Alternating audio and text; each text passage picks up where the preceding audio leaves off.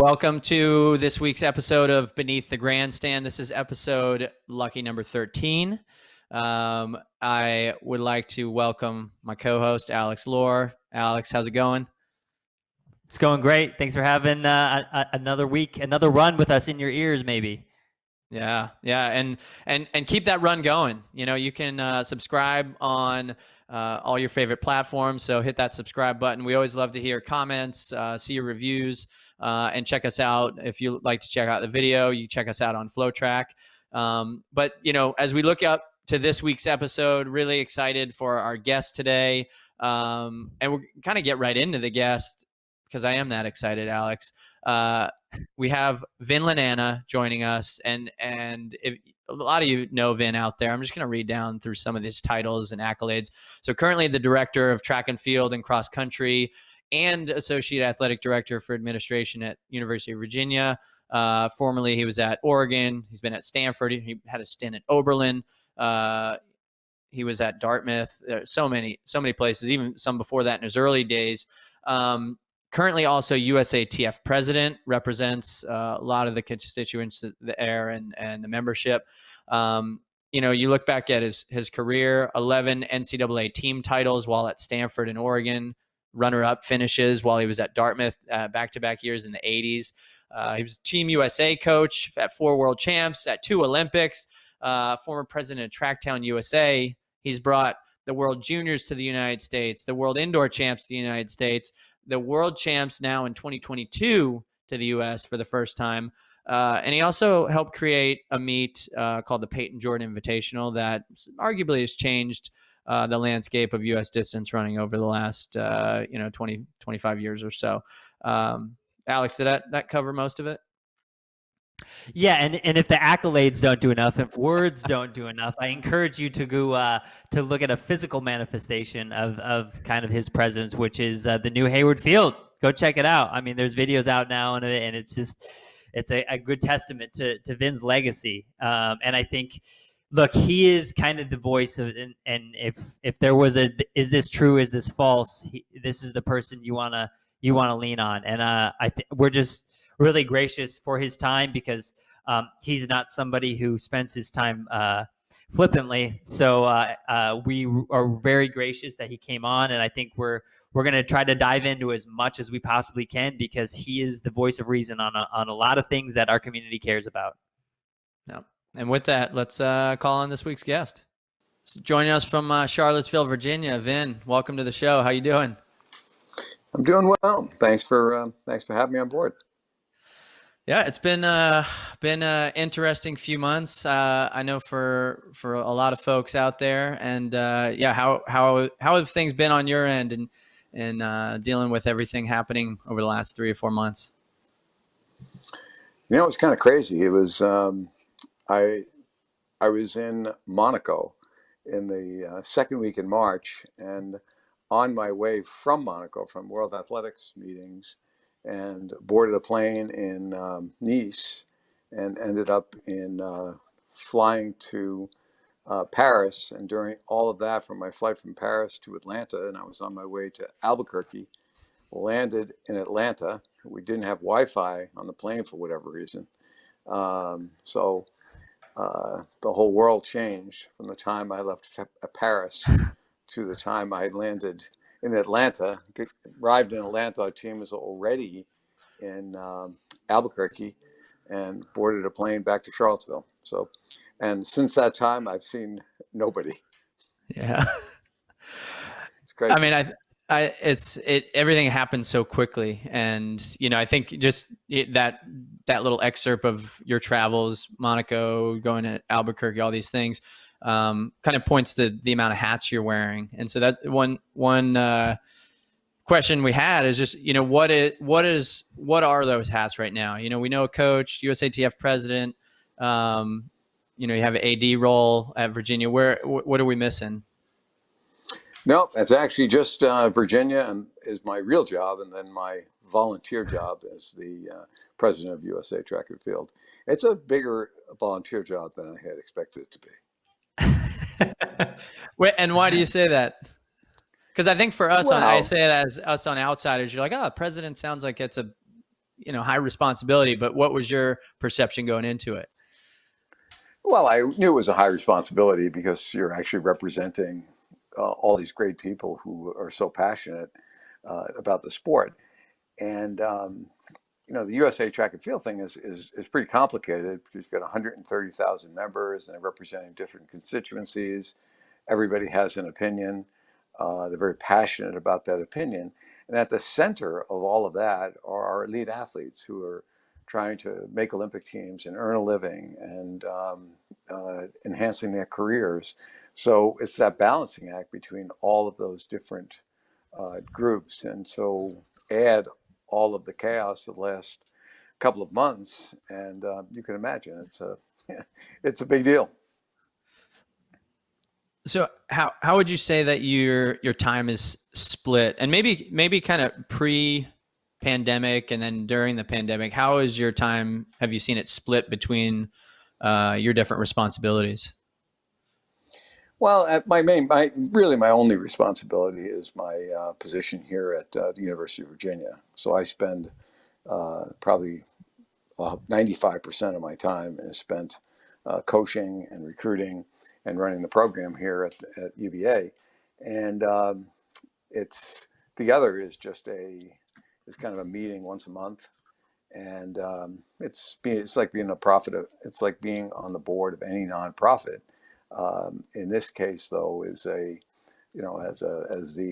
elected person by all those people that I just referenced, the delegates representing all of those different constituency groups, you feel a certain level of responsibility. But time is really, I'm one of these crazy workers, so I'm up early and go to bed late.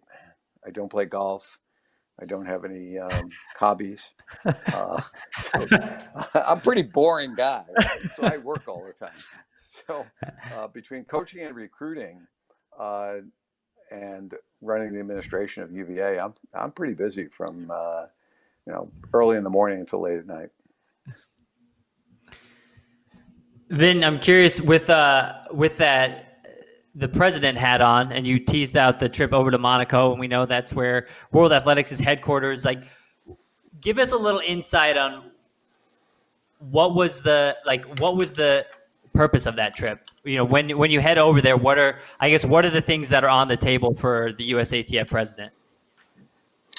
Well, for that trip in particular, it was really about listening to and providing a report to the World Athletics Council for the World Championships in 2021. Essentially, USA Track and Field is a partner with Oregon 21/22, and the report was given by the CEO of Oregon 21, and Max Siegel, Renee Washington, and I were there to provide support, to listen to any concerns that council had. And it was really, for me, it was more about hearing what the progress was. And I'm pleased to say that the progress is good. Hayward Field looks fantastic, and World Championship should go off well, provided it goes off. So that was kind of the role there. Then I want to jump into, we can come back to some of the stuff around your role as USATF president, but I did, your primary focus, as you mentioned, is your job at University of Virginia. You've been in the college space for a number of years, have had a pretty unbelievable career throughout your journey. Right now, as I assume, has to be a pretty unprecedented time for even all the things that you've experienced. So looking ahead to the fall, I guess my first question is, are we going to have XC this year? I think I have to answer that question with a yes. And I certainly put that yes in quotation marks, because I don't know how else as coaches and as the kids that are coming into the respective universities, I don't know how else they function, how else they train, how else they prepare, how they get excited. So at this point, I think everyone has a strong desire to get back to action, return to play, but we have to do it safely. And that's really what all the focus is. I think every university is anxiously awaiting what the best way to return to action, and return to action by protecting all the student athletes, the staff, the coaches, the trainers, the administrators, all the people who need to be ready to go. And additionally, you go to a place like Charlottesville, where it's a fairly small community, and we have a responsibility to really do the right thing for the entire community as well. Vin, we've seen the NCAA come out and say, all fall championships are currently being, planned as, as provided, as originally, prospected. But I guess across the board, we all still kind of feel like a little bit of anxiety on, is this really going to happen? Do you see a specific metric or domino that needs to fall that will essentially greenlight us and make us all feel like this is really going to happen? Or is it just going to take everybody to actually get on campus before we actually know? Well, I think the one thing that I have certainly gleaned from everything that's happened in the last 2 months is whatever is true today may not be true tomorrow. And I've seen everything change so many times. And it depends on what day it is. I mean, if you asked me this question a month ago, I just couldn't imagine that we'd be able to get back to having classes and sports and all that stuff. Then the last three or 4 weeks, it looks like as things start to open, that it looked like we're getting to some kind of normal protocol. But now you see all the spikes. So if you ask me today, I'm going to hedge my bet a little bit as to what we do. So I think my opinion as let me take the Power Five universities, and we all know that it's not a pretty sight if we do not have football in the fall, and I think everybody knows that. So every athletic director, every coach in the department, no matter what sport it is laser focused on that. Then you send it up the ladder, and you have a president that has to make the decisions as to what's going to be safe. So I think, to answer your question, I think what's going to happen is we're going to see a lot more in the next 3 weeks as most of the football players come back. Then we'll see other teams come back. But then, because we have a pretty good, we have a tentative protocol in place that sounds really promising. I don't know what happens when you bring 16,000 people back on campus. And the question is, are people going to really wear their masks? Are they going to social distance? Are they not going to formulate big crowds? So I think we're not going to know. I think my opinion is we'll start, and we'll see where it goes from there. And I think in many ways, from an athletic perspective, I think the student athletes and the staff will play a major role in what happens as the season progresses. It almost in some ways feels like kids traveling back to college is almost is kind of the scenario that everyone's like, hey, no big crowds, right? I mean, you can avoid big crowds a little bit, but just the nature of classrooms and dorms, and and kids coming together and celebrating being in college, and fall sports, even if you're not in the stadium, like, are people going to tailgate? And so I say that because, like you said, it's hard to understand day to day sometimes with the direction things will go. So if sports start, do you feel there's still risk if once the semester gets going, there's a spike or something happens that, even though sports have started, that could change direction? I mean, absolutely. I mean, I think that there's one thing to emphasize the responsibility of social distancing and masks, and creating classrooms that are where you can practice social distancing. What happens to the big lecture classes and all of that? But then let's look at reality. The kids are in a dorm. They're 18 to 22 years old. um, all of the narrative out there is that folks that are in that age demographic, it's not that big a deal, when we all know that it is a gigantic deal. Somebody in my demographic is really concerned about that. And I think that we'll just see how that all plays out. And I think that athletic departments are going to be really focused on making sure that the student athletes are safe and that we do everything possible, because everyone wants to play. And but we'll see how that all could change, as you said, when everybody starts traveling back to campus and as they start to interact. So I think I think we'll know a lot more in the next 2 or 3 weeks. That's my prediction. 2 or 3 weeks. You interesting comment where you said, your demographic, and that's something I feel like we haven't really discussed. And I say we, the collective we of folks that are interested in getting sports back on the calendar, right? Like, there's coaches, there's teachers. So you have even if that demographic of 18 to 22 is less at risk, they're also interacting with potentially a demographic of teachers and coaches and administrators that is more at risk. How does that, have coaches been talking about that together? And hey, we're going to have these kids back at practice. They're going to be interacting with potentially thousands of other kids, knowingly or unknowingly, just even using a bathroom. Do you have to take extra precaution for yourself?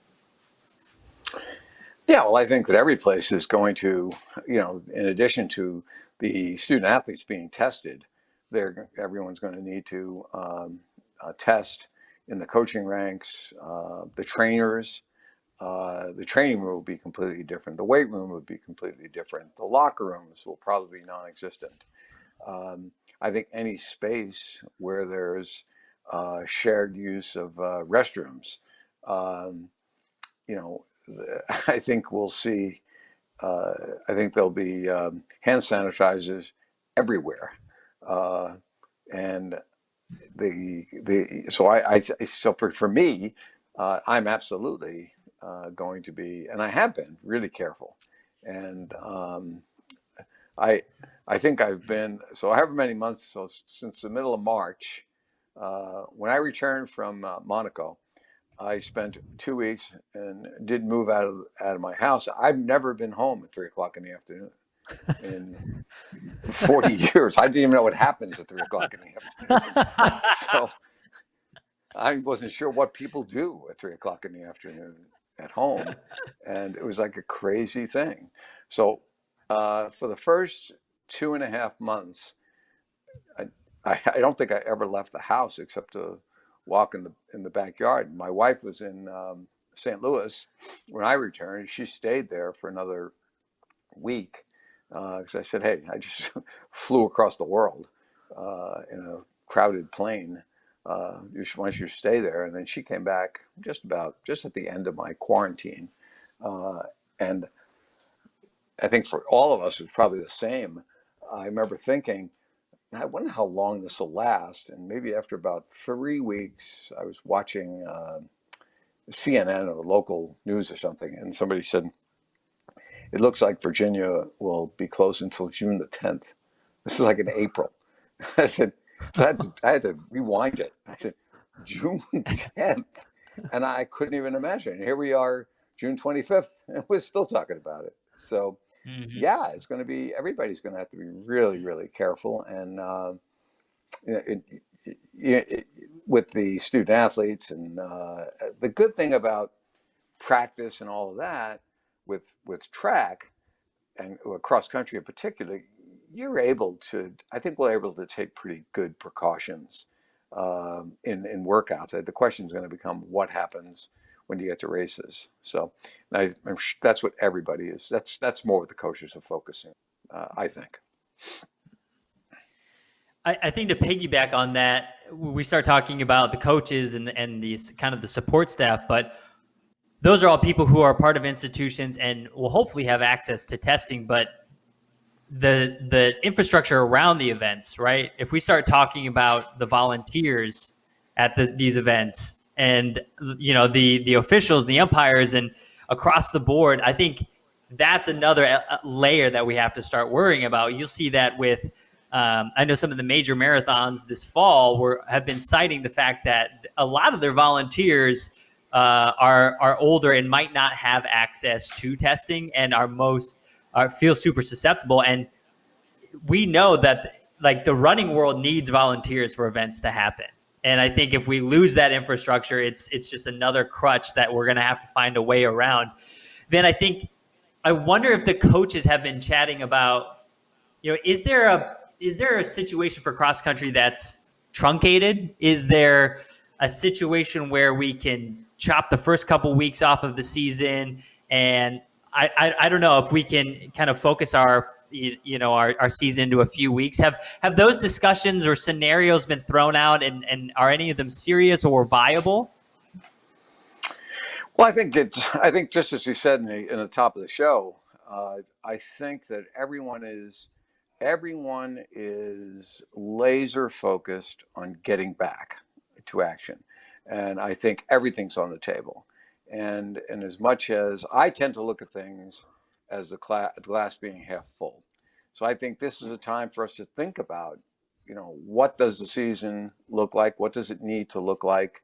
I mean, if I'm being completely honest, and you look at the cross country season, I kind of laugh to myself, having done this for enough years. I think we should only have one meet during the cross country season, the NCAA. Everything else, just train all year, and then go to the NCAAs, because no one seems to care about anything that happens in the early part of the season. Maybe you throw in a regional meet to qualify for the NCAA. So I don't think there'll be a problem. I think people will be happy that if some of the early season meets are canceled. And I certainly, and certainly I'm not advocating for that, because I think the student athletes care. And I think those who want to have a holistic experience care. But I do think we could get away with a lot of things during the fall in order for us to keep going, so that we do have, for me, I like for us to think about having the ACC, having the conference meet, having the regional meet, and having the NCAA meet. Everything else before it, we may just have to do things a little bit different. We may have to stagger the starts. We may have to do things that are going to be a different way that we have finish lines. I always laugh at the athletes. I watch every cross country meet. The guys are in 8K, and they run 7,999 meters. They take one step over the finish line, and everybody collapses. And we're going to have to do things a little bit differently. They're going to have to run 8,010 meters, so that they're not laying on the ground, because people are not going to be able to, when everybody finishes, and you guys know that, they hug each other and all that. You're just not going to be able to do things like that. So I don't know how that's going to play out. Totally. But it's one of the most entertaining parts of the race right there. Yeah. So I want to throw the hypothetical that cross country happens. A lot of universities are saying potentially that if kids come back on campus, they skip fall break. They may try to end a semester at Thanksgiving, so people can go home and not have multiple travel back and forth to the school. So in that scenario where semester ends earlier, kids go back before Thanksgiving, they're home past the new year. Do you know, or is the plan that they would come back? And if so, or if not, how does that affect the indoor season? Well, I think that everybody is, every release that I've seen from just about every university is that classes will be over by Thanksgiving. And I think that's a smart idea. I think a lot of schools are starting early so that they can end by Thanksgiving. I think there's going to be a hybrid of online classes and in-person classes. I think there's going to be a hybrid as to what, big lecture classes Are they going to be virtual? And are the small symposiums or discussion groups going to be held in person? So uh, I think if you're I mean, I'm on the phone a lot with a fair amount of prospects, and that's the biggest question they have. Like, how are we going to visit? Everybody's got their thing that's most important to them. Recruits are worried about, can they visit and take their 5 visits? A student athlete currently living in the dorm is worried they're going to have a single. The people who are living off campus, so they're wondering, can they use the same bathroom as someone if they get tested and they're positive for COVID-19. I mean, everybody's got these really digging really deep into what really is going to happen. The truth of it, I have no idea what's going to happen in January, and I think the tipping point is going to be this next 3 weeks, because if we can keep it, because everyone's going to focus on the student athletes. Quarantining, testing, social distancing, and being sure that you can actually use hand sanitizer and keep everything clean and disinfected. And the question will be, what happens when you get the bigger population that returns to grounds or returns to campuses? And that's going to be the thing that's going to be the telling story. So I think we're going to get one tipping point in three weeks or so. Then we'll have another when classes begin. And then we'll go from there. I mean, I think one of you guys mentioned tailgating. I mean, and I think those that go to the football games, that's what they're worried about. Can I tailgate? Do I get my parking space? I think everybody's got their nuanced thing that they need to fix. And at the end of the day, I think we kind of lose sight of the fact that we have 1.5 million people that have contracted this. We have so many people that have died. I mean, it's a serious thing, and I'm not one that dwells on all this negative stuff, and I usually am a pretty big risk taker. But I think this one's beyond any risk that any of us had ever anticipated. Certainly nothing in my lifetime I can even begin to imagine that looks like this. Vin, you were mentioning, people have their kind of individual concerns, and it's highly individualized by people's feelings and personal experiences. And I guess everybody's coming from a different background and situation. What happens when we get to the point where athletes or their parents are morally just nervous about competing in general? Because that, track and field is so democratized, but once we get to a point where you have to choose morally if you're going to compete or not, that becomes a really hard place for our sport to thrive in. And then ultimately, I think that's a really hard place for a coach or an AD to be in. Yeah, and that's really hitting the nail on the head. That ultimately is the question. And what does safe return look like? Who defines safe? For me, I can only speak for myself. If a kid or parents says that, hey, they don't feel safe, I'm going to tell them not to come back. Not going to put any pressure on, unless it's our first guy. No, I'm just kidding. It's our first man. That's the low stick. No. I said everybody has a nuance. No, everybody who, I think that every coach, I would believe every coach would follow that protocol. And I think that no matter what sport it is, we've had a lot of conversations here at UVA. We have a phenomenal athletic director. She's awesome, very thoughtful, very deliberate. And she tag teaming with our president. And we have our medical center here. We have fantastic doctors and scientists. And they are wrestling with the question you asked, who defines what's safe? And I think, once again, we'll have more information. And what is the story today will likely not be the story in 2 or 3 weeks, and will not be the story in 2 months, and will not be the story in January. Let's just hope it's a good, happy story, and not a sad story. Vin, just one more kind of follow up on that. Have you played the scenario out in your mind how this would go for your program? And if a kid comes in and just feels very uncomfortable competing, although there's a green light to compete.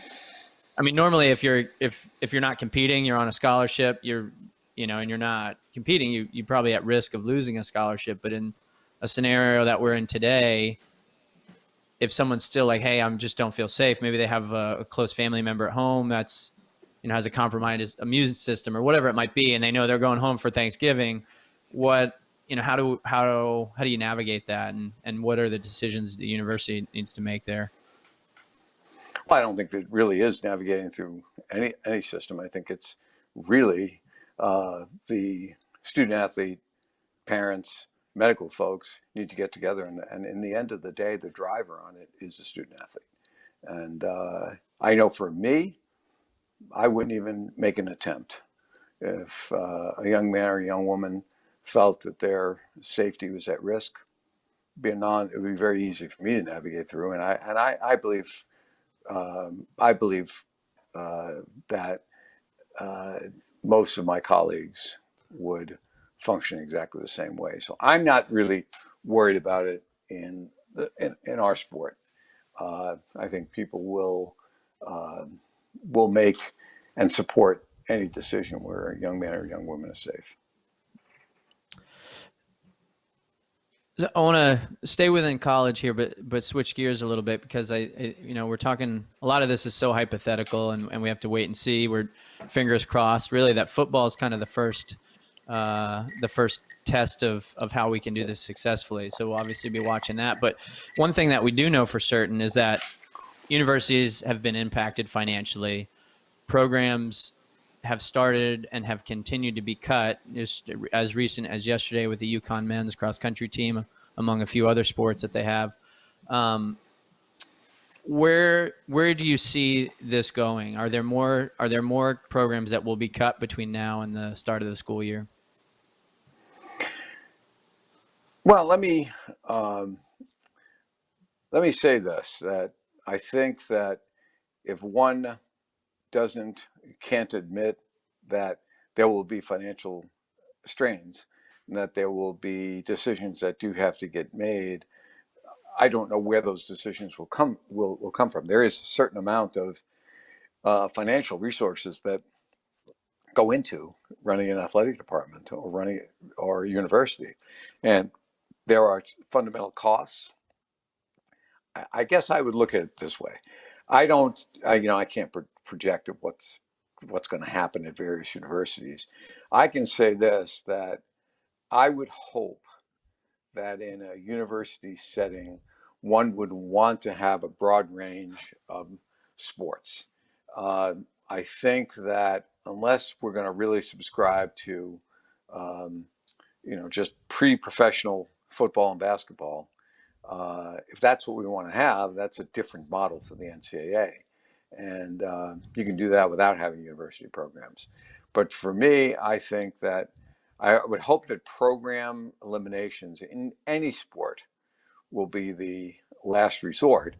But on the flip side of that, you have to understand the realities that most of, say, the Power 5 schools, the vast majority of them, are dependent upon football revenue. Donations, at many of the more traditional universities have these gigantic endowments, but no endowment can last forever without having sources of income, kids in dorms, paying fees. Can you really charge the same amount of tuition for kids that are taking the classes virtually? You still have to pay the professors. And we have, at Virginia, we have a medical center, which is, we have to keep that rolling, and that's part of the university system. So any of the universities that fall into that category are there. I really feel for the presidents and the chancellors who do need to balance this stuff. And then you drill it down to the question that you're asking about the elimination of programs. I think it's inevitable that probably that will happen. I hope it doesn't. I hope there are different ways to be able to figure out how you do cost saving. I know for the sport of track and field, since this is what we're talking about, I think the sport of track and field can do many things to help alleviate some of the costs that are associated with running a cross-country indoor and outdoor program for both genders. And I think we're all going to have to be creative. We're going to have to think about what that looks like. Is it local? Is it different way of travel? Is it different kinds of meets? Is it? I think those are the things that are going to be important, and coaches really need to play an active role in communicating with administrators. Having served in a role as administrator as well, it's very valuable for coaches to share the important things and the value that their programs have, so that when those decisions are made, they are made with complete information and not with ad hoc information. Then we're talking about this from pure, like, we make these decisions, or the programs seem to justify these decisions mostly based on financial decisions, and that's justifiable. But I think some people would probably look at, for instance, the UConn men's cross country program, right? And in the grand scheme of things, how much does the UConn men's cross country budget really hurt the bottom line of an athletic department? Those athletes are still going to be on campus, right? Like, so they're still going to be there for track and field. It's essentially the same coaching structure. Do you think that and we saw it with Brown too. Brown cut their men's program. It was brought back, but I mean, let's not stand around and pretend that there isn't a great endowment and a great kind of financial stable for Brown. It almost feels like, because we're in a situation where people can justify cuts and people can justify these financial decisions, that people almost feel the agency to quote unquote trim the fat off of some things. And I wonder, where do we draw the line of, hey, that's a justifiable expense? Because the UConn men's one doesn't really seem like it's a giant expense. And hey, this program is not a huge interest for our university, and we're just going to get rid of it because we're not invested in it. Yeah, I mean, it's a complicated, it's a conundrum, and it's complicated. And that's why I said I sympathize with the presidents and athletic directors who need to make these decisions. I think there's a financial piece to it, and then there's a balance between men and women. And I think when you look at some of these decisions that are made, there's a mandate that you have to follow as it relates to Title IX and providing equal opportunity for both women and for men. And track is a sport that's a little bit complicated, because how you count those people. So when you count a man who runs cross country, indoor and outdoor, you're counting him 3 times. That's 3 men. So now you add the other men's sports to that, and you have football, and then you have you have swimming, and you have soccer, and you have lacrosse, and you have whatever other men's sports there are, and then you balance it with the number of women's sports, and just numbers of bodies make a difference. And so I don't think that just drilling it down to how much a sport actually costs it tells the whole story. It's a snapshot, but it's not the whole story. And I'll probably get killed for saying this, but I give the Brown president an awful lot of credit, because it's not easy to walk back a decision like that. But I think that she was not provided with the accurate information of what cutting track and field, men's track and field, meant in the social order of what Brown University is trying to do. And I think the disproportionate number of African Americans who are impacted by cutting track and field programs out is long lasting, and it is not. You can't go back and fix that. Once you eliminate high school kids having given them access to education, a sport with such a low access point, you can enter the sport pretty cheaply. So I think that I give the Brown president credit for walking that decision back and deciding that, hey, that was probably not a great decision. That's tough. A lot of people will probably say, well, you shouldn't have cut it to begin with. Well, I think you hit the nail on the head. It's a big decision. It's a hard decision. It's a complicated decision. There's a lot of factors, but I think in the sport of track and field, it is exceedingly important that people talk about the balance between men and women, the number of African Americans who participate in our sport, and I'm certainly not trying to pit one sport versus another, but you have to consider every factor when you do that. So at Connecticut, I don't know all the details that went into that decision, but I would bet that finances is a factor, but maybe not the only factor. So that's how I'd probably respond to that one.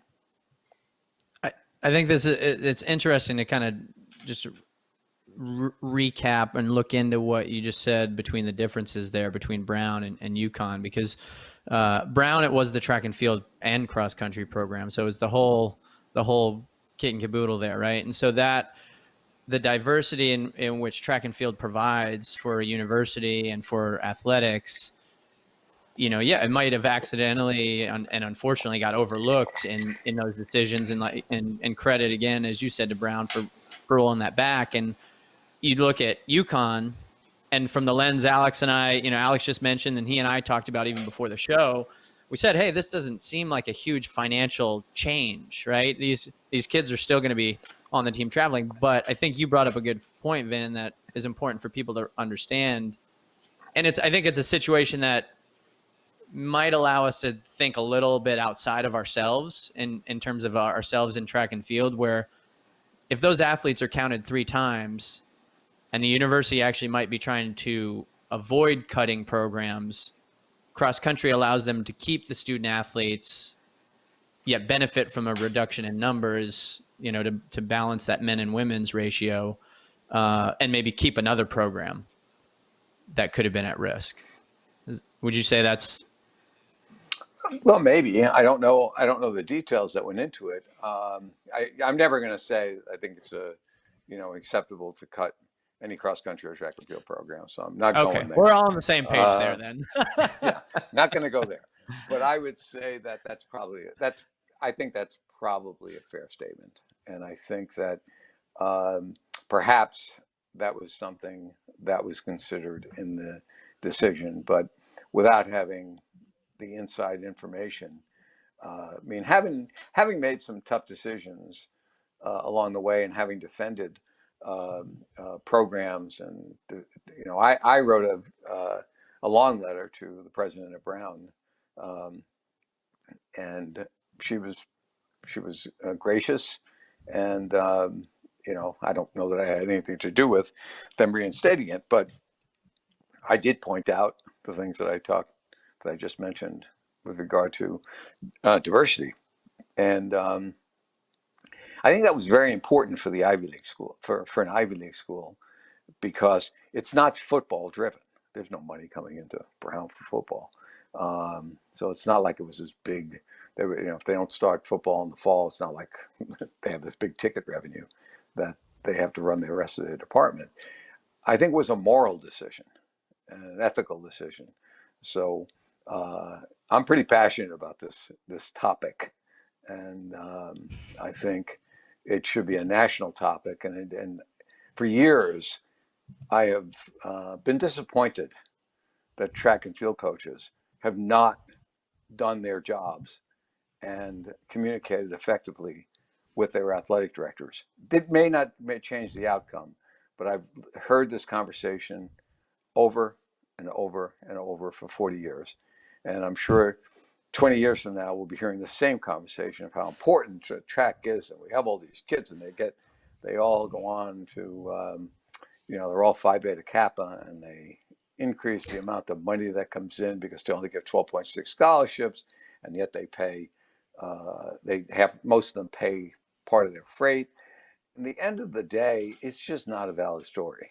The story is, in the sport of track and field, we have in football and basketball programs. Let's just take on the men's side. The women is a non-issue because we have the largest number of African American women than any other sport in the NCAA. So cutting women's track and field would be, to me, just immoral and socially irresponsible. When you start looking at men's track and field, I look at our other sports. I look at the revenue sports. I look at football and basketball. And the majority of the young men who are providing the financial wherewithal for big-time football programs to excel primarily are typically, I don't know what the percentage is, but a large percentage is African American.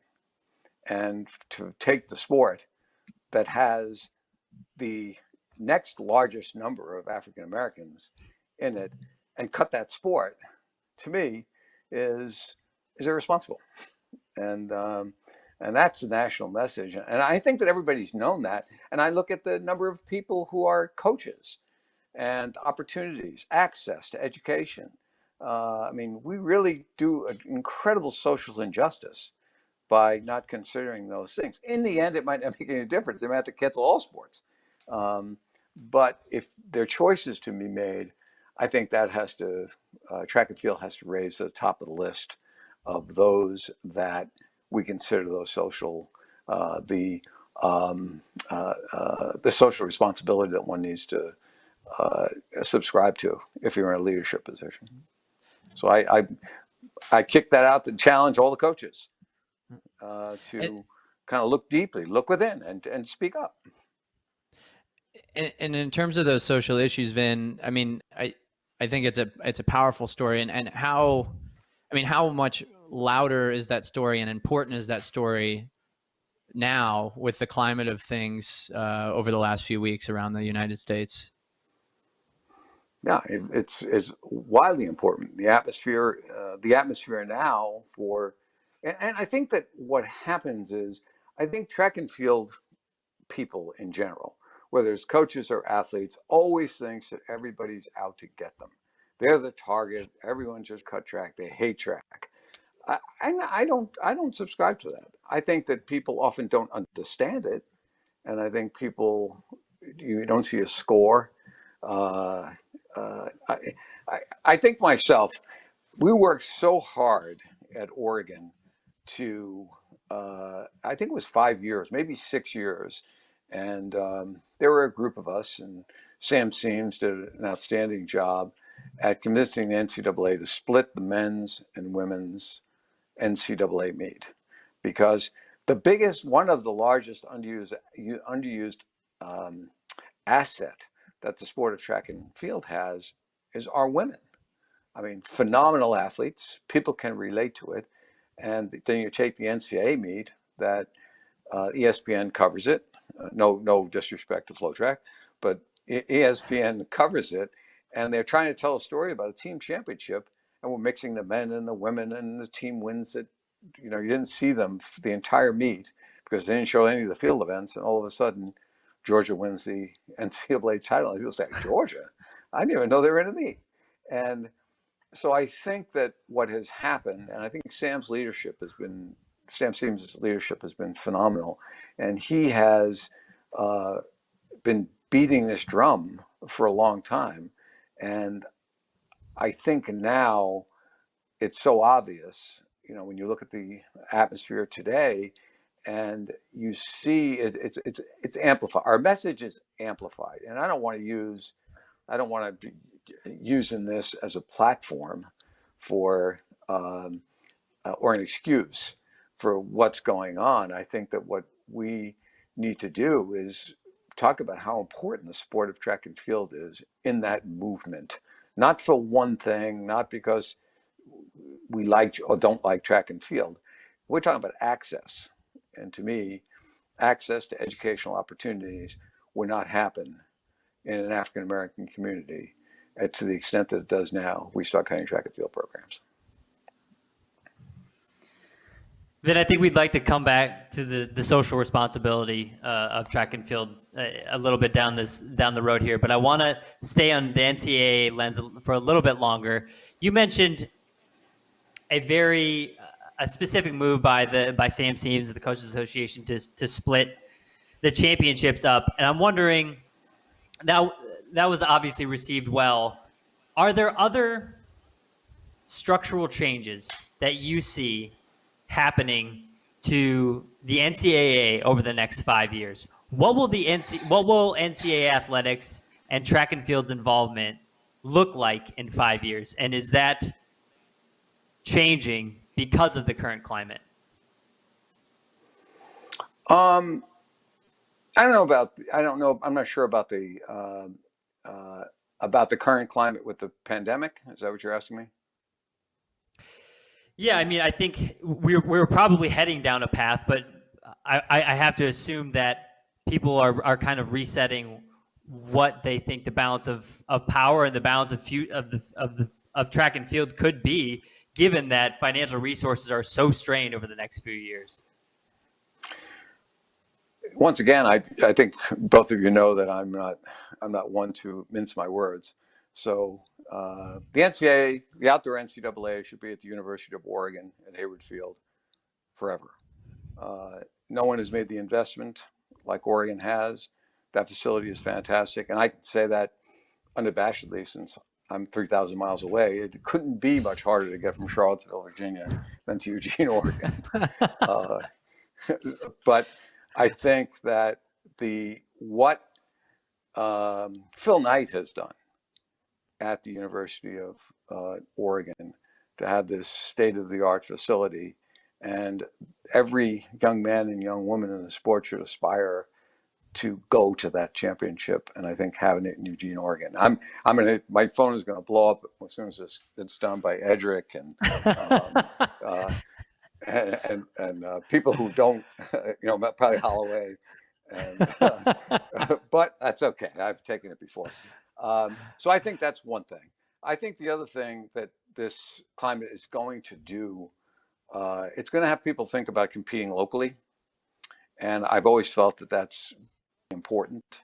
And everybody just would ignore me and say, oh, yeah, it's easy. Everybody wants to go to Hayward Field and run at the University of Oregon. But I do think that I think it's tough in some places when you have to go a long way to travel if you're on the West Coast. But I do think that more effort could go into competing locally and establishing a community support for the collegiate programs. Now, I'm not sure that this applies necessarily to the sport as a whole, but I think from a collegiate perspective, I think there's an opportunity here to, the whole time I was at Oregon, I laughed because the number of people who used to tell me, do you know, then you should go back and have dual meets. UCLA, Oregon, dual meet.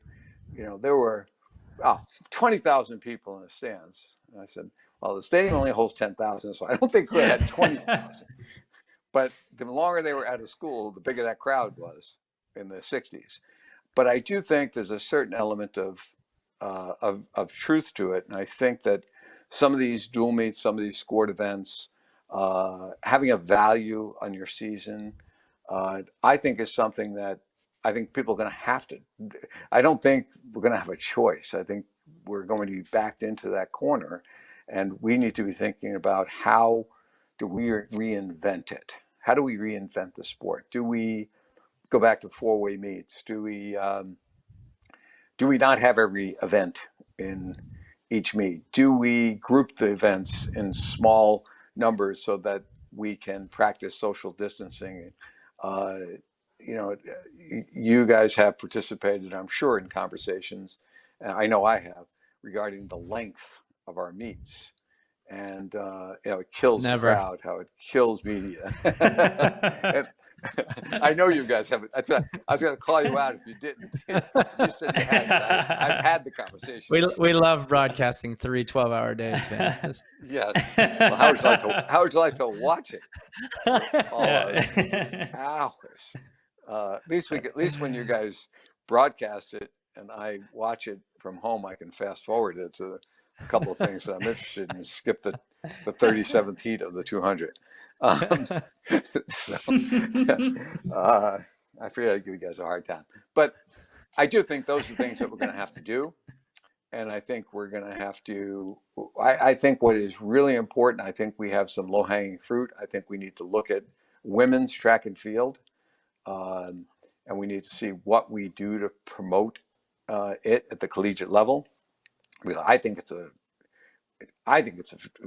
maybe the most exciting women's sport that we have in the NCAA. Not that I'm biased, but and what makes it not all that interesting is that the long meets. It's between the men and the women. You don't know what to watch. You don't run an abbreviated schedule, and we haven't thought about for years. We haven't thought about the role that media and spectators play in the development and the sustainability of our sport. And I think we used to have many media outlets that were looking forward to covering the sport. And now we have it on a 4-year cycle on the Olympic year. Everybody comes out of the woodwork. But I think we can create something, and I think we're going to be forced to create something that is a different product. Yeah, and I just want to touch on that real quick because I think what you said is interesting, and they are conversations we've had. I remember when Greg Metcalf and JD Drake were at Washington. Those are things we talked about with even the indoor meets, and you saw there was a shift in some of the faster sections being put together, and a lot of that was around, hey, there's a participatory element to the meet, and families are tuning in to watch, but there's also a fan element, and the meet isn't set up for fans to enjoy a chunk of the meet, and so we work together on that.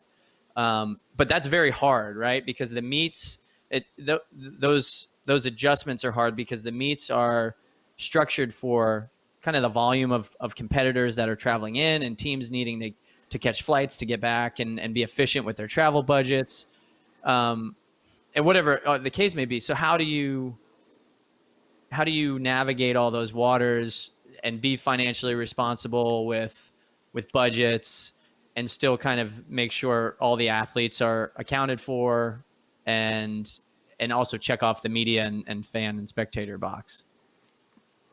Well, for a person like me, I don't mind watching 37 heats of the 3,000 at BU. But for a normal person, I don't know who would want to watch that. And I think, and there were 37 heats of the 3,000 in Boston this year. Yeah. I think that was just one gender. And you could watch the first heat, go have dinner, and come back, and they'd be on the 25th heat. And I don't know the answer to your question, Ryan. I think that it is a question that needs to be answered, though.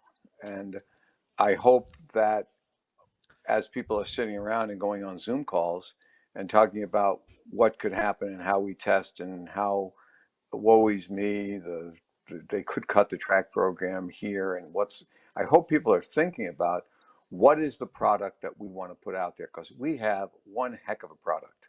My belief is that I believe in our sport, and I believe in our athletes, and I believe that we have a great product, but we have to package it differently. And if I knew the answer, Ryan, I was passionate about that, splitting the men's and women's meet, not because I wanted to split it. I don't have any problem watching the men and women competing on the same day, but it made no sense what we were doing at the NCAA in running the meets together. It was like watching a couple of innings of a softball team and then a softball game and then come in and watch a couple of innings of the baseball game and then telling everybody, hey, didn't you like that? They don't even know what happened. And the game's not over. Yeah, no one knew, and I think that we have a chance to reinvent ourselves, and I give credit to Seb Coe, who has been talking about this. I'm not sure I tend to agree with some of the things that have been pushed out there, but at least we're trying some new things. And this next year is a time that we need to try new things.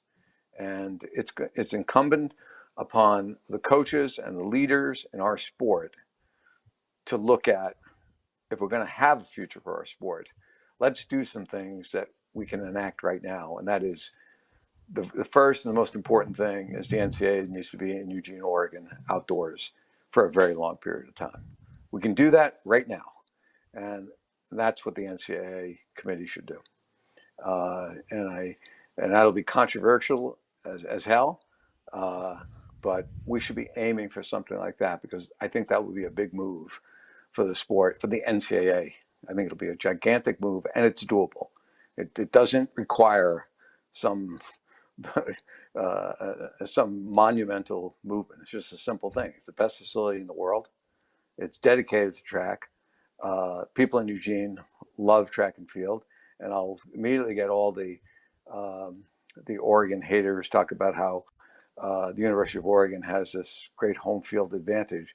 I think we need to start looking at what's the home field advantage for our sport, and not worry about these individual things. So, and I can see if I was at the University of Oregon, I wouldn't be able to say all this, but since I'm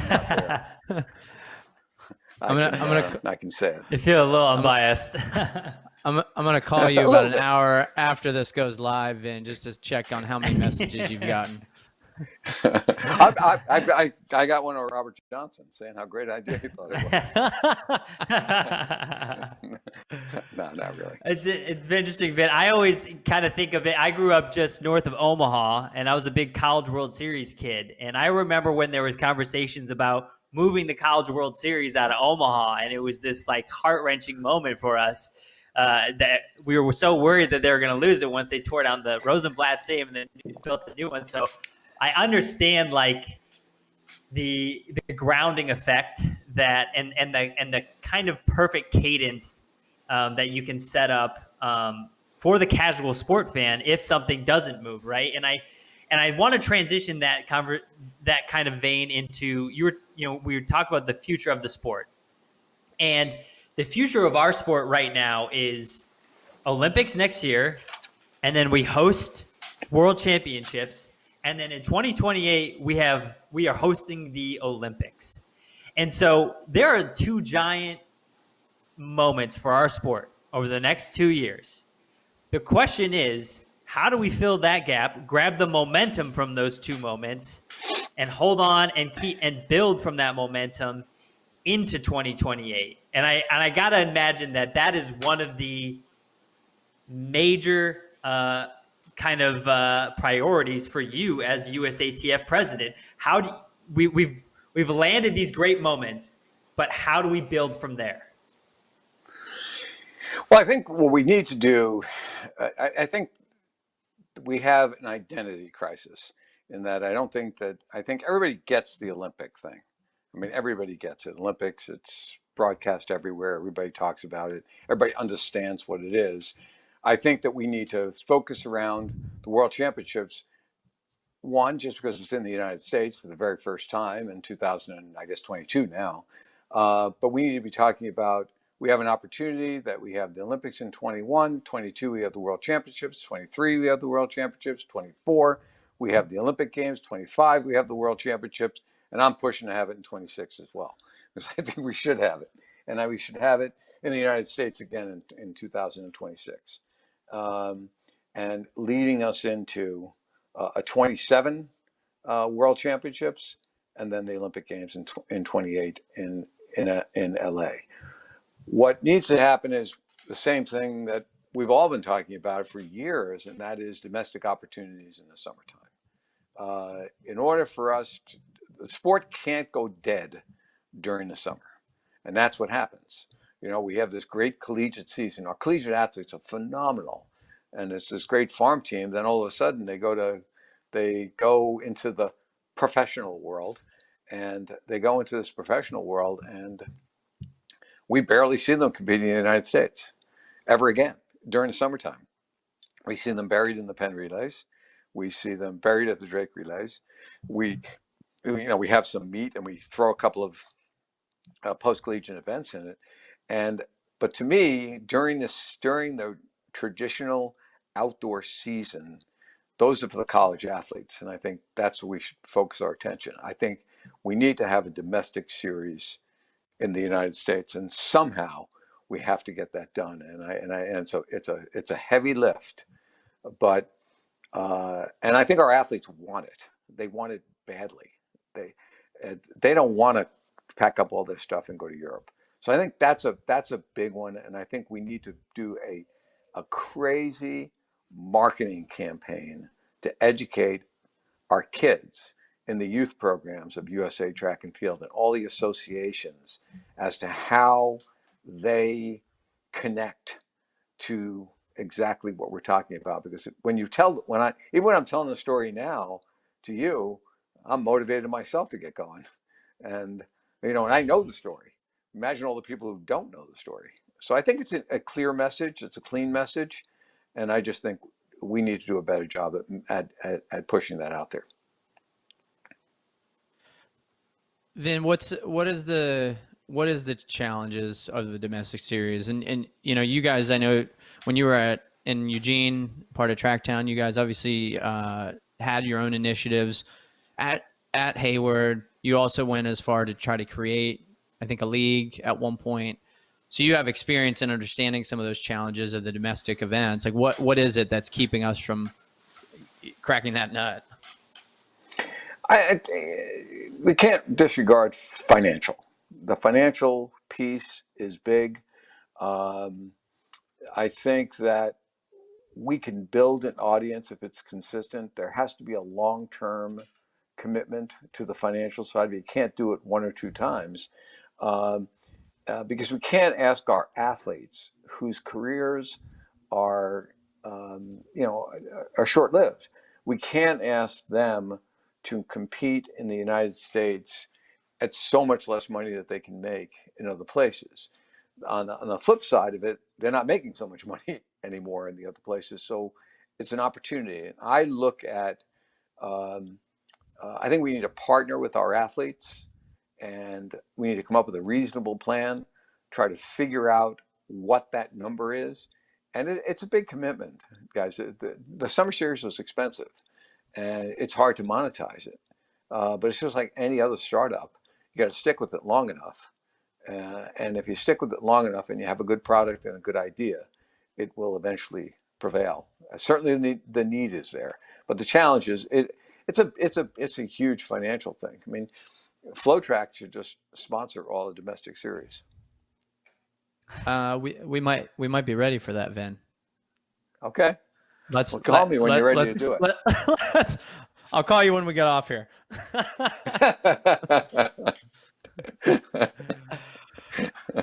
Then I remember the summer series, and we have there are so many great running events, right? And we have a lot of people who want to push the sport forward. And I think we all agree that the health of U.S. track and field needs those domestic events. But I think one thing we start to run into is a calendar, right? And it's like, so sometimes I worry, can a proper U.S. domestic series exist alongside a full Diamond League schedule, plus indoors, plus outdoors? Something there's got to be give and take somewhere, that our athletes can't compete every single weekend. How do those things coexist? A Diamond League, current setup plus a domestic series. Well, I think there has to be. I think all of the leaders need to come together and give and take, because if we don't do it, we're not going to be having any of these kinds of discussions. We'll be talking about. Remember when we used to have a track program? remember when we used to have meets? We'll be talking about the UCLA Oregon dual beam. There were 30,000 people in the stands. 30,000 now. Yeah, by the minute it grows. It's like so a fish. I do think that exactly. We have to sit. I think that all of the stakeholders need to lock arms, and there are a lot of us, and I think that there's this tremendous passion around this sport. But I think there's a enormous amount of posturing and politicking, etc. But that little kid that runs in the JOs and is long jumping, who's 7 years old, we owe that kid an opportunity to enjoy our sport. And if we don't start thinking about that and connecting those the JOs, I was in Lawrence a couple of years ago, and I just went there to observe the meet. Great Tricia Myers who was the head of the youth executive committee, invited me in, and I was just became the president of USA Track and Field, and I didn't really have much of a role there, but I just had an opportunity to kind of walk around, and I was so inspired by these kids, and I thought, wow, what a responsibility that we have, and we need to get all stakeholders together, from the youth all the way through the masters and everything in between, and try to figure out what is going to be, what do we want our sport to look like in the future? How do we want to broadcast it? What are the rules? What's going to be important? And let's just sit around for days until we come up with what the answer and solution is to this. And that was why I took this volunteer position at USA Track and Field, was to try to motivate people to come together around the sport. And every time I talk about it, I think of that kid, and I think the kid was actually from Kansas City, and he was on the long jump runway. His mom was on the long jump runway. His coach was out there, and this kid, I don't know what he jumped, but it was some PR, and the kid was out of his mind. And I thought to myself, maybe that's the next Olympic champion. And we know where the end is when we start talking about the Olympics, but we need to go back and start thinking about where's the beginning and where's the middle, so that we can get to the end result of those bookends of the World Championships in 22 in the United States and the Olympic Games in 2028 in Los Angeles. There's our bookends. We have a beginning. We have an end. We got to do something in the middle, so that the end that we can have an ending that sustains itself beyond 2028. Then what's the toughest part of getting all stakeholders in a room to figuring that out? And I do want to reference figuring it out. Obviously that's a little vague, and that's part of the challenge is it feels like everyone wants to figure it out, but you don't know exactly what it is yet, right? And so kind of creating this new, whether it's a new property or a new way of reaching people or all those things, what have you seen as the biggest challenge of getting everyone kind of in a room, heads together, and taking what you feel like is a step forward? Some of it's politics. Some of it's lots of stakeholders who want to own 100% of nothing.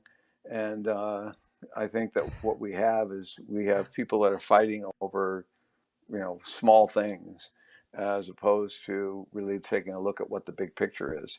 If the sport is better, if the sport is better and bigger, all of those who have a stake in this will benefit from it. And I think that's a big issue. And once again, I think Sebastian Coe is a phenomenal leader. And I think that he, I don't know what the specific challenges that he faces. And I think politics is one. I think resources. I mean, we have, it's expensive to do the things we're talking about are expensive, but I think there's a business plan out there. I'm just not I don't think I'm the guy to put the business plan together, but I can be the person that motivates people who are big business people. Let's take a look at Nike. Look at what they've done from a group that sells sneakers and T-shirts. It was a great idea. People wanted them. And as a result, Phil Knight and those who started Nike ended up figuring out the business plan that was going to have it grow into this phenomenal place that has, in many ways, kept the sport. In many ways, has kept the sport alive. I'm looking for my phone lighting up from Adidas and Brooks and everything else right now. But I think that's a fair statement. Yep. Yeah. And I think people would probably, if they really wanted to be objective, they would share that. But I think it's resources. I think it's politics. I think it's always around this vagueness of what does that really mean? What does that really look like? Because we can speak philosophically all day long.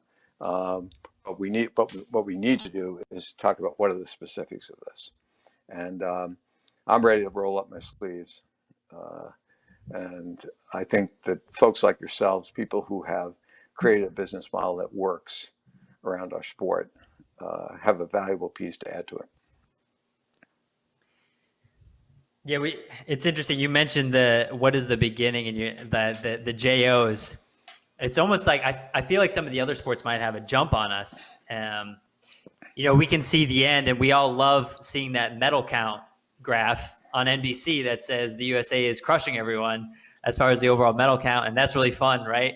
But it's like, hey, are we really empowering and fostering that feeder system? And I think when you look at other sports, like look at the machine that is AAU, right? And like basketball is invested in it, and every brand is pouring a lot of time and resources into those and into those younger tiers. And it may not be the sexiest part of our sport, but it's totally incredibly important, and to support not just the athletes, but the coaches and the parents who just pour their free time, if they have any, into being a track coach.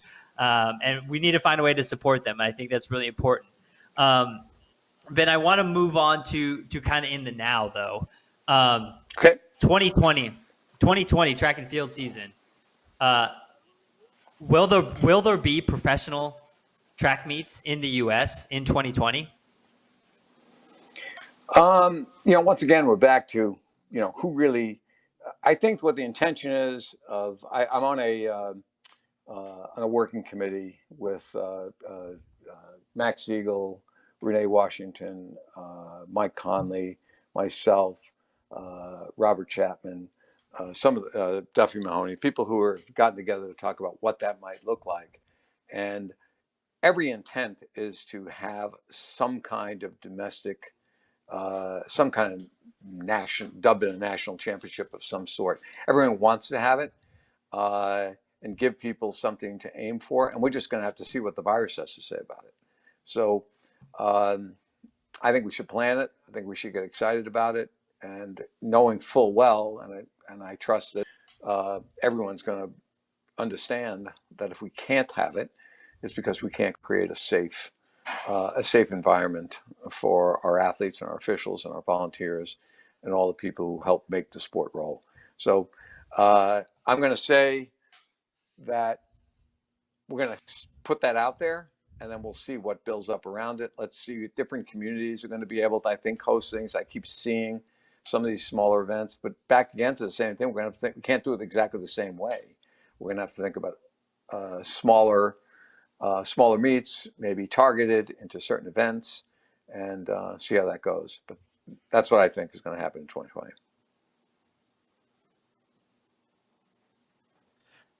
Ben, do you feel? I guess this is, again, these are kind of hypothetical questions, but even international meets. I'm not sure if you've talked to some folks at World Athletics or some of these international competitions, but kind of same question. Are all meets kind of in that gray area at this point? That's what I think. I mean, my opinion is, and I know I have not had lengthy discussions. I have enough things worried about what's going on here. Right now, I think the challenges that our athletes face is the lack of facilities to train. The gyms are not open. They don't have abilities to support themselves. They are they're in a tough financial situation, and I'm proud to say that I think that at USA Track and Field, we have tried to create, at least in a small way, supporting some of these athletes who can't get over to into those international competitions, between flying and getting there and safety and events and no spectators and no money to support them. I hate to be this the gloom and doom, but for 2020, it's a rough deal, and nobody's more impacted than our elite athletes. I think the meets are one piece of the challenge that we're all facing at the moment. I'm curious on, from the USATF side, what are some of the other challenges that have been, surfaced through this pandemic and the last few months? Well, I mean, I think that there's, you have partners, and you have to create value for the partners, which has been tough. You don't have events, you don't have things you can broadcast, so that's been a challenge. I think the challenge is just the mental stress of all the things that I just talked about with the athletes. USA Track and Field has done a good job at being able to continue with providing resources for mental health, and sometimes people forget how stressed out these men and women are. Just graduated from college, and they have this big opportunity or an opportunity ahead of them, and here it is curtailed. I think that maintaining the sponsors, maintaining membership, providing value, those are things that are the big challenges for track and field right now. Yeah, if I don't know if this is an elevator pitch for for members, but I'm curious to, that's obviously a piece of revenue for all the NGBs, and they're all kind of facing this tough time where, a lot of revenue and things are driven around membership, and events drive membership. Without events, how do you drive membership? What is there any messaging out to members or folks that have been members in how they can support USATF at this time? Yeah, the big challenge is connecting the members, the JO kid, the masters, those that are not necessarily in the elite athlete space. Either they're not there yet, or they were there and they're not there anymore. I think the big thing is connecting them with supporting Team USA. I think is a big message for us to continue with these virtual challenges. And I think one of the things that we are trying to undertake is to get our athletes to really push out this message through their own platforms, through their own social media platforms, and talking about how Eric Kennard started out as a kid high jumping, and here he is, competing at the world class and Olympic medal level, and taking a look at that continuum from a little kid now. And people have to try to see that connection. And once again, it's about messaging. Yeah.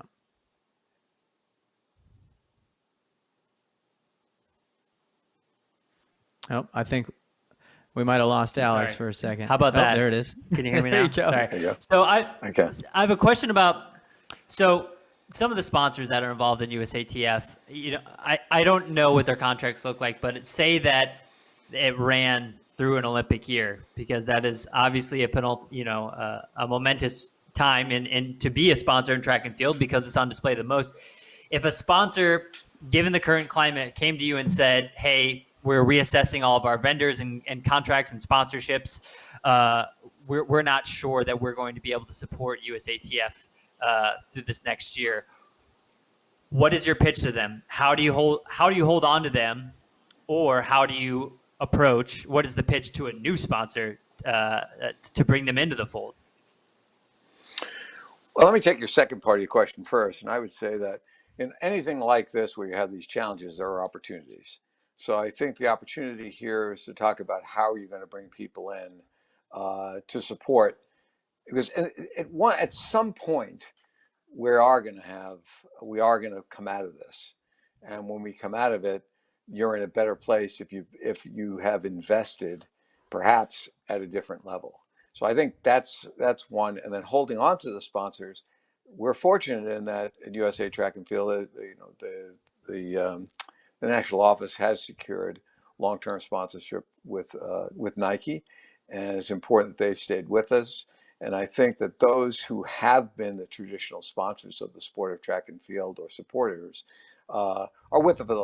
Hopefully will stay with it for the long haul, because in the end, we will come out of this. And I think when we come out of it, we'll still have those outstanding athletes that are going to win medals at the Olympic Games, and they're going to be able to represent that brand if they connect with USA Track and Field.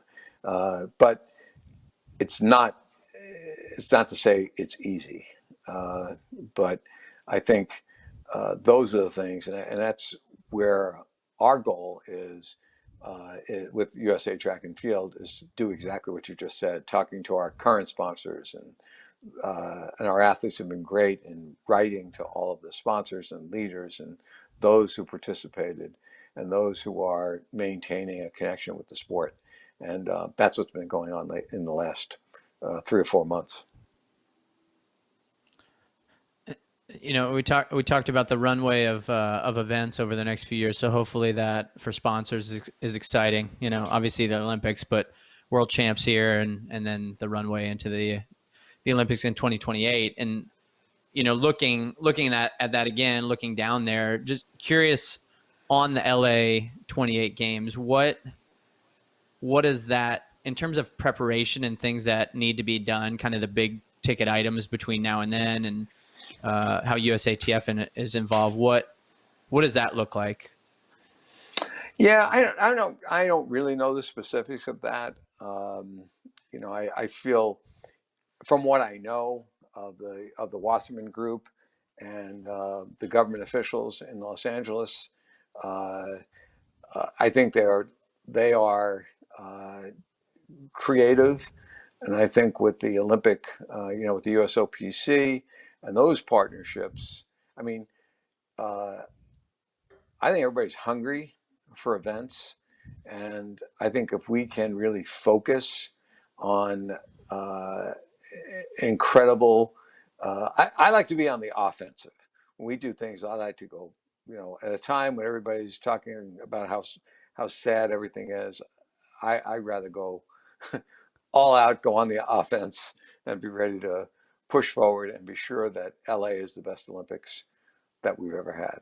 And like the World Championships needs to be the best World Championships that's ever been had. Not the best World Championships that Oregon could put on, the best World Championship that's ever been had. And it'll be a different kind of World Championships, but it's important that the excitement and the spark gets ignited next year as all these events begin to open up, and we begin to showcase our athletes. And I think in the end of the day, no matter what happens, our athletes always emerge as the best in the world. And I plan to hang my hat on that. Looking at some of these moments, Vin, you know, I look at, you know, we're talking obviously Worlds coming in 22 now, but even looking back to Worlds in 2016, you know, you've been a part of a lot of the push to get some of these events here domestically. And so I look at 28, and I'm sure others do. They see you as a big figurehead in the sport and someone who's pushing things forward.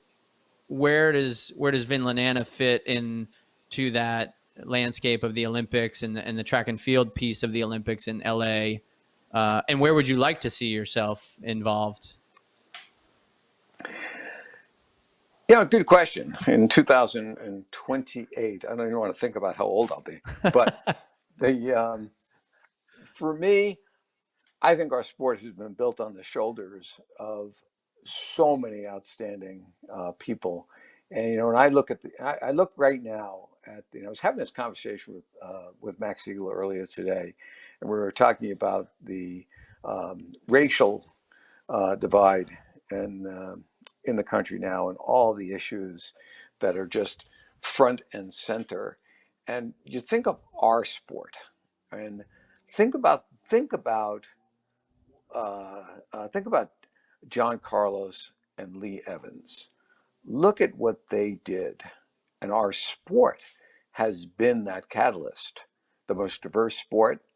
And to me, what my hope is that we can use the Olympics as the platform and some of these track meets to be the platform and setting the example of how we do things, and allowing our sport to be the great connector. And we were talking today just about, if you think about everything that's gone on in the last 3 months, and in particular uh, last month with Black Lives Matter, and you think about how deep that movement has been in our sport, where it's Jesse Owens, and you think of the things that we stand for, and what I see, what I hope, I would like to see us use our sport as a platform to address the racial injustices that we've had. It's very philosophical, but it's kind of something I am crazy passionate about, and I think our sport is the greatest in the world. And I think we have um, these great figures that on whose shoulders we've ridden we've sat on the shoulders of these folks for for 100 years, and we have a shot now to do something really special. And that's what I hope that happens in the next 8 years, is that we make a real impact socially. Vin, because of the history of track and field and the responsibility it has to the minority population, what have the athletes been asking of the governing body to do to stand beside and keep this conversation moving forward? What is USATF's role in enabling the conversation for racial justice in America? Well, I think it's about calling out the impact of some of the folks that I mentioned. It's going back into our history, Carlos, Evans, Owens, and on and on and on and on. Jackie Joyner, Kirk. I mean, you could go for you. The list is endless. And what USA Track and Field has done is given the athletes the tools to be, or tried to help them with their tools to use their social platforms to have the voices be heard, and to talk about um, their involvement and experiences in the sport of track and field, both good and bad. And I think that our athletes have been great at really pushing all of us to listen to what this story is, and then act. Because as we've all heard over and over again, saying nothing, doing nothing is condoning. So, and I think the platforms that our athletes are using, I'm really happy to see the activity on social media of our athletes, whether they're African American athletes or white athletes or whatever. I think that they've all united, and I think it's important to keep it going. And their social media platforms is probably a way to provide the message, but then we have to act that way, which we have done in our sport. Um, Not all the time, but we certainly have evidence of supporting the movement.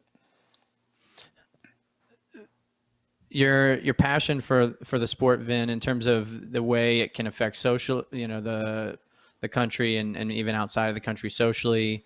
I think even just the passion for what it is, the competition, the sport itself is evident. I think it's always been evident for folks.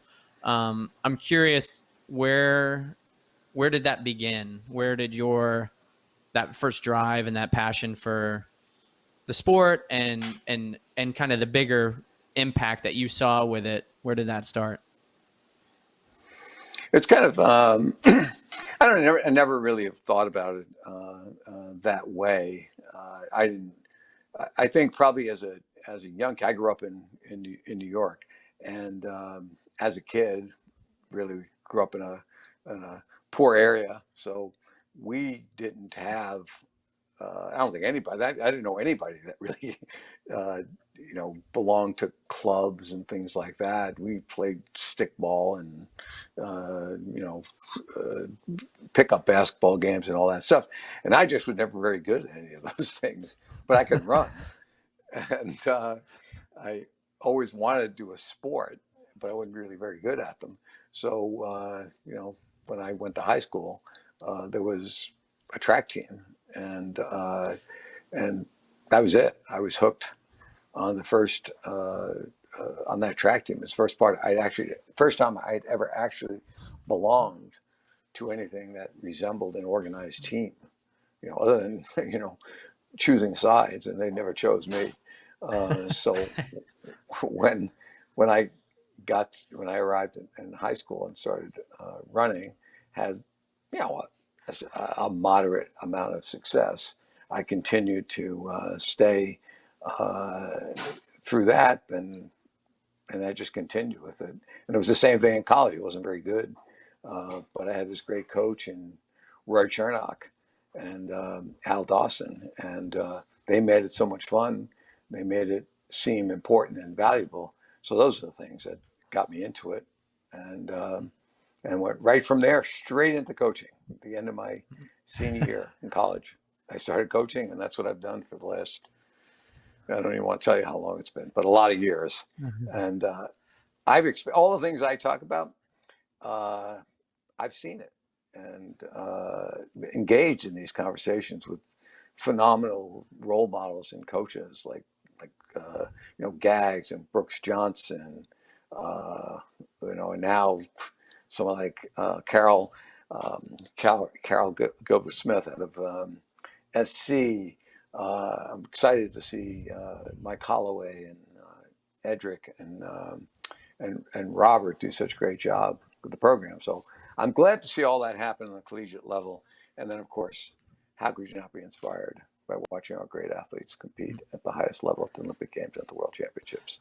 So those are the things. And then back to that kid on the runway at JOs, those thousands of kids. That's what keeps me passionate about it. Alex and I actually, I think we asked this question to each other and it sparked into my memory when you said right after college I started my coaching career.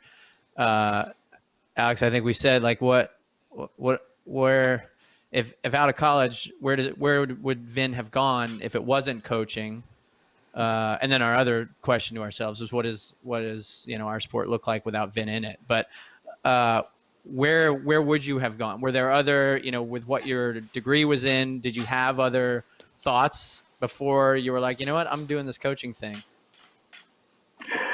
I taught high school and middle school for 5 years. And while I was coaching, it was what supported my ability to be able to coach. So I taught social studies. So there's a whole generation of young men and women that are probably in their upper 50s or 60s whose history stopped at World War II, because I didn't know anything past that. But I did teach. I enjoyed it. Actually, I enjoyed interacting with the kids. So that's probably the route that I would have gone. I never really had a passion for going in, and money has never been a big motivator for me. What's been motivating for me is getting people to really explore the limits of human performance. That's always been something that's excited me, and maybe because I couldn't do it, you. I like to be around that. I like to see people be passionate about things and really putting their heart and soul into it. So those are the kinds of things. Probably in the teaching world, which I think coaching really is. So I think I was probably meant for this. I'm gonna put you in an uncomfortable place, and I say that because I know you're not one to talk about yourself or pat yourself on the back, but I'm going to try to make you do this for a second. You know, we look at some of the accomplishments you've had in just coaching, right? Your national championships. I think there's 11 or so team titles you've won. Some people probably don't realize you were runner up twice in XC at Dartmouth. You know, that those are ones that maybe get overlooked. But even things like we did a feature with you a few years ago on kind of that start of Peyton Jordan and what that's done to American distance running. You look at things that you guys, the resurgence of Oregon, the evolution of Tracktown and the events that have been brought to Hayward over the past 10 plus years. I'm curious from your lens, when you look back over some of the things that you've accomplished, what are the high points that stand out for you right now? And I say right now because I don't think you're done in your career, so I don't want it to sound like let's look back. I'm just curious at where are some of the high points for you. You're right. It is uncomfortable for me, and I've had so many. And I also think that I'm going to look ahead. What I care about deeply is the experience that kids that are looking for great education and looking to have a great experience. I hope we can do something really exciting here at Virginia.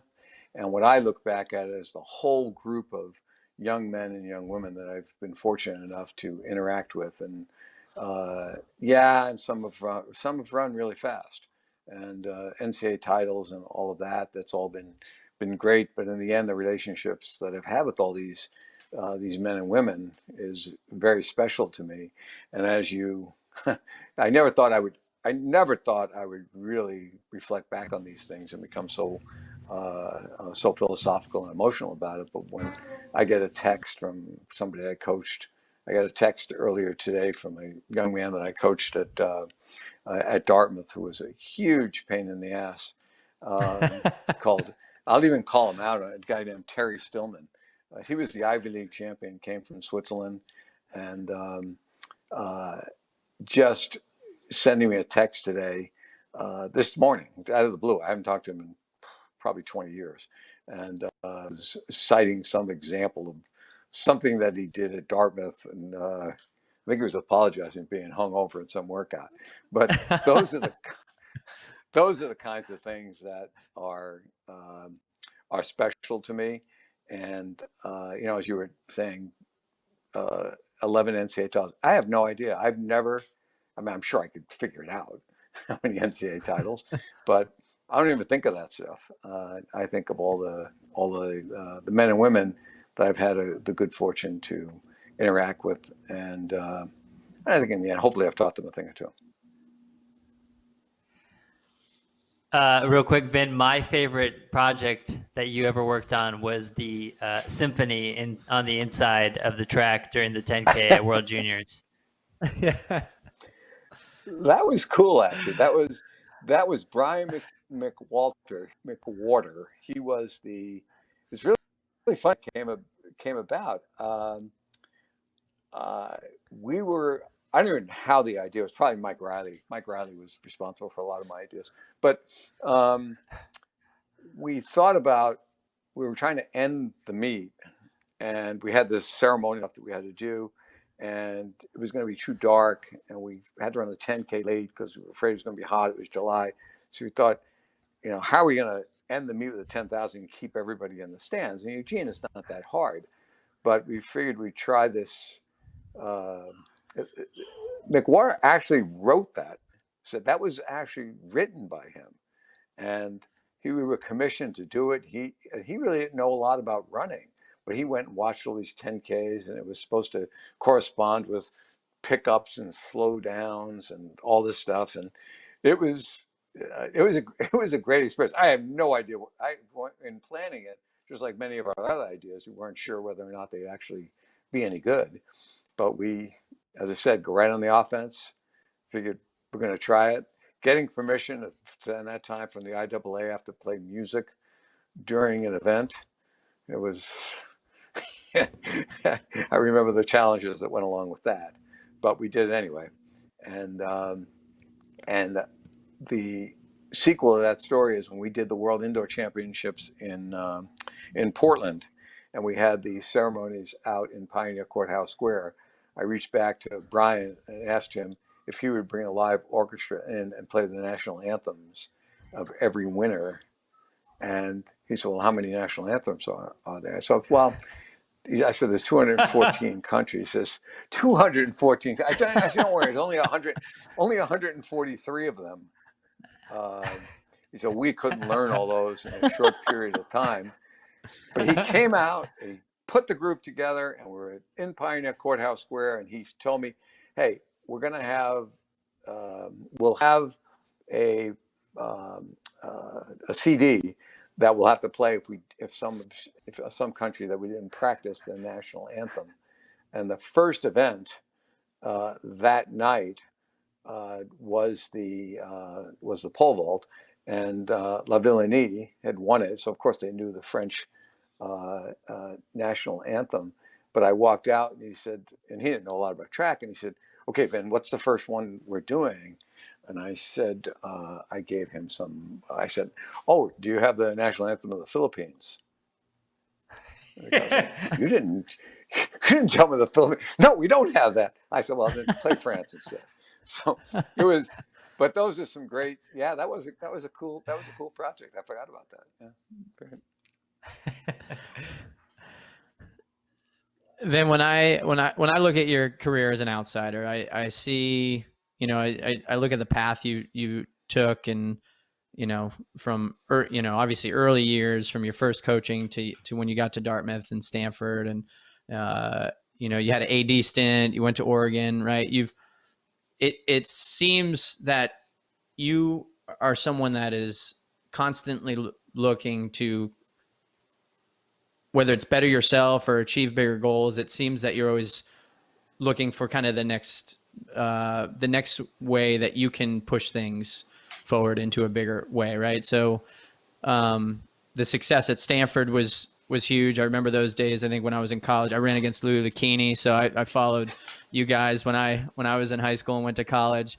And then watching what you did when you went to Oregon, that resurgence I mentioned, and making really Hayward, bringing that back into the spotlight, I feel was a huge thing. And bringing the world championships, the juniors to indoors to now what's coming with seniors.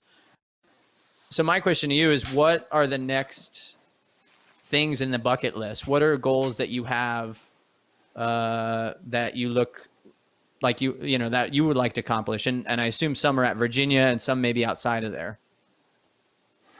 I mean, mostly they're at Virginia. I think I told you, I think it's very important that we use our sport as a connector for things that are way bigger, and resolving conflict, etc.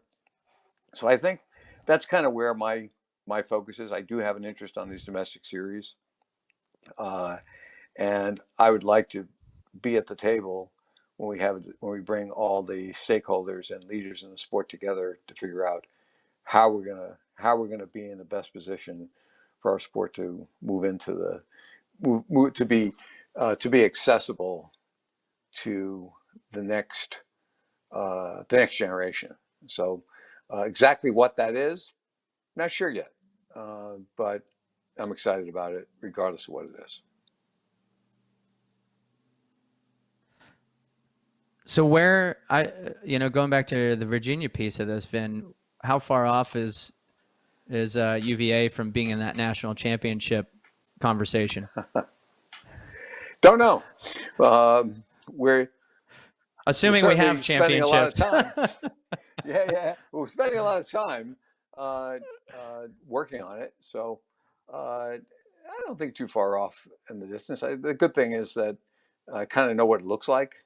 So it's a lot easier to get there when you at least know what it looks like. And we'll just see if we can create that that momentum to move us to the next phase. So don't know how far off it is. We'll be following along and watching you guys. So, Vin, we've taken up a lot of your time. You've been very gracious with it. We really appreciate you joining the show. I know a lot of folks will be excited to hear your perspective and insight, and a lot of folks look up to you out there. So we do really appreciate you coming on, and glad to hear everyone on your end has been safe and healthy throughout this time.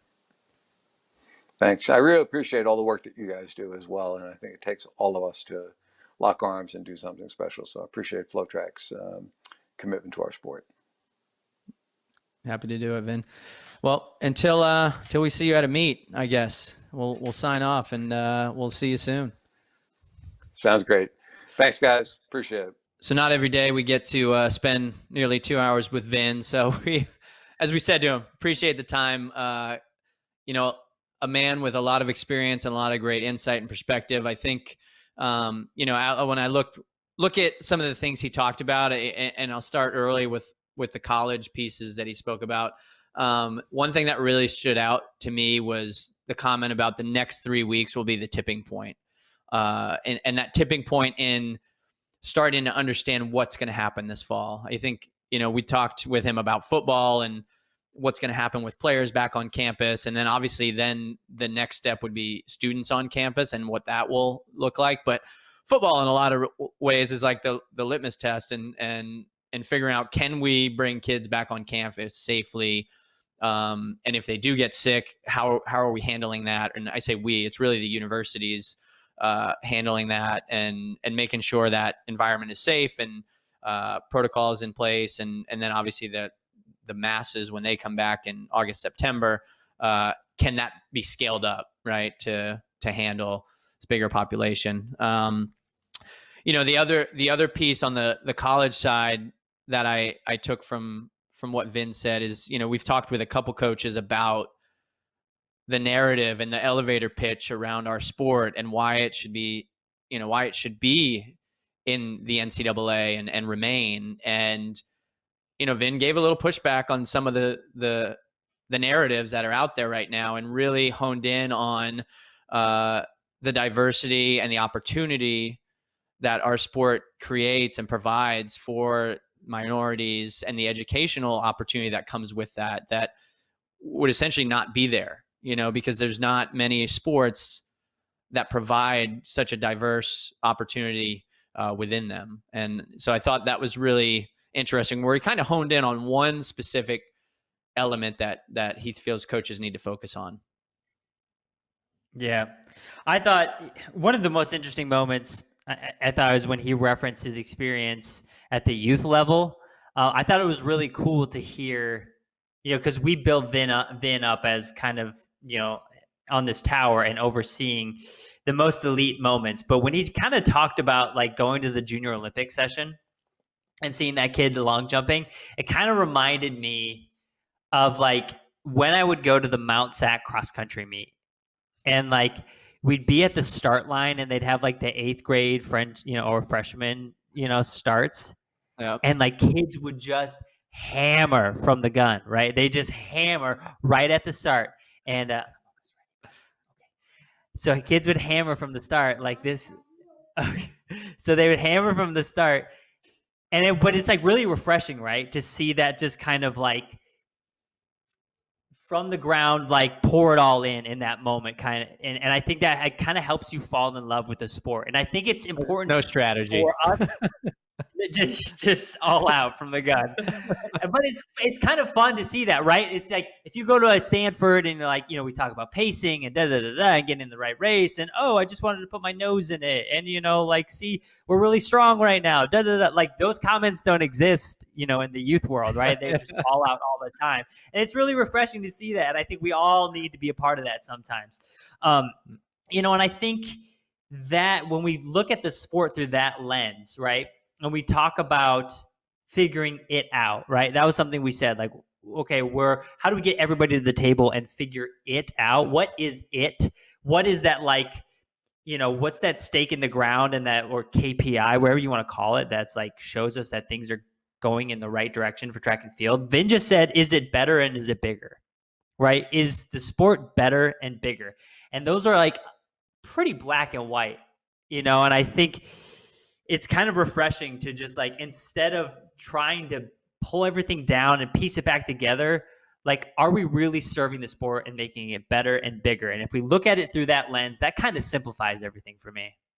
Yeah, I think it's a good point. I mean, how many times does the conversation around, hey, we have to fix the sport or improve the sport, or the sport is suffering, or hey, we got to figure it out, right? Like, the sport and it's this vague target that you can't actually figure out what it is. And so I think it's a good point, right? Like, is the sport getting better? Is the sport growing?